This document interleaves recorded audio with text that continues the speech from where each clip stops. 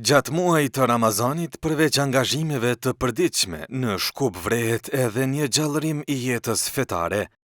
Në xhami dhe institucione arsimore, organizohen aktivitete të shumta që japin këtij muaji një dimension më të thellë shpirtëror. Wallahu ala kulli shay'in qadir. Një nga traditat që vazhdon edhe këtë vit është Mukabelia, leximi i Kuranit nga lexues me zë të bukur, ku besimtarët mblidhen për të dëgjuar e përcjellur e përjetuar fjalën hynore.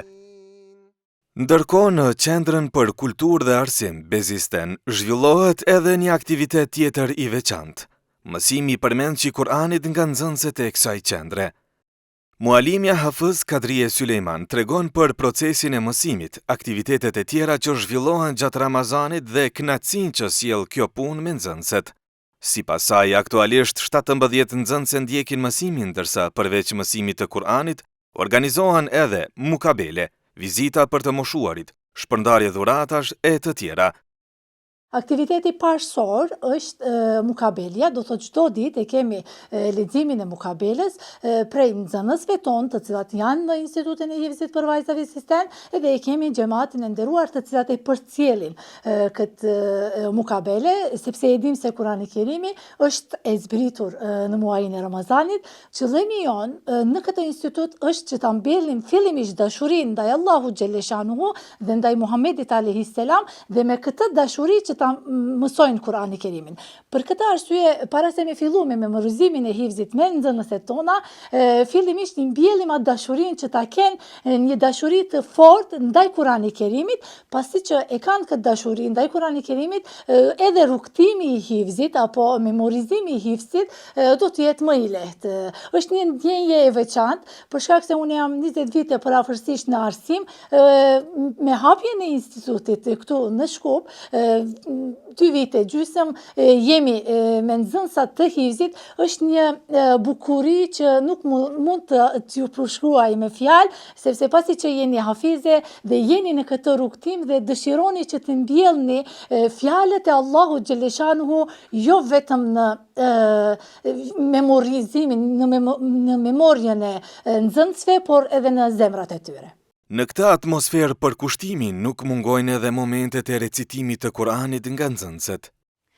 فإذا نفخ في الصور فلا أنساب بينهم يومئذ ولا يتساءلون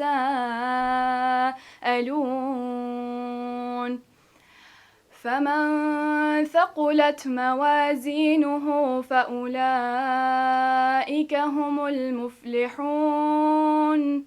Për përvojën dhe rëndësinë e këtij rrugtimi flet edhe njëra nga nxënësit.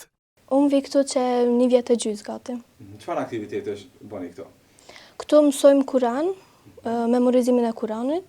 Normalisht ndina shumë mirë këtu, edhe rrethi është shumë i mirë, edhe mësuesit e tonë janë shumë të mira, edhe me shoqet kalojnë shumë mirë. Aktivitetet të ngjashme zhvillohen edhe me djemt që ndjekin rrugën e hifzit. Në këtë drejtim flet edhe përgjegjësi i institutit, Hafiz Gjemaili Nuhiu, i cili tregon për aktivitetet që zhvillohen, numrin e pjesëmarrësve dhe ata që tashmë kanë përfunduar hifzin. Ai shprehet i lumtur që vitet e fundit numri i hafizëve është në rritje. Elhamdulillah, deri tani për 6 vite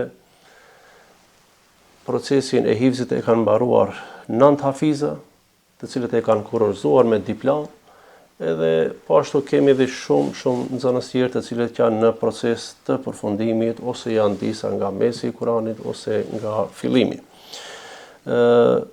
Kohëve të fundit jemi dëshmitar të daljes së numrit të madh të hafizave, dhe nëse dëshmon diçka, kjo dëshmon para Allahut dhul xhelal edhe para gjithë njerëzve, se ki popull, ki xhamat e duan fjalën e Allahut dhul xhelal.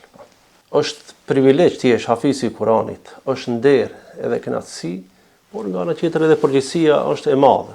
Prandaj shpesh e them edhe nxënësve, hafizi i Kuranit është njeriu më i lumtur në botë. Pse? Pse në krahërorin e tij e bart Kuranin. Ai e lexon Kuranin kurdo dhe kudo, në fillim, mes dhe mbarim. Në mesin e këtyre aktiviteteve dëgjohet edhe recitimi i Kuranit nga të rinj që ndjekin këtë rrugë. علم القرآن خلق الإنسان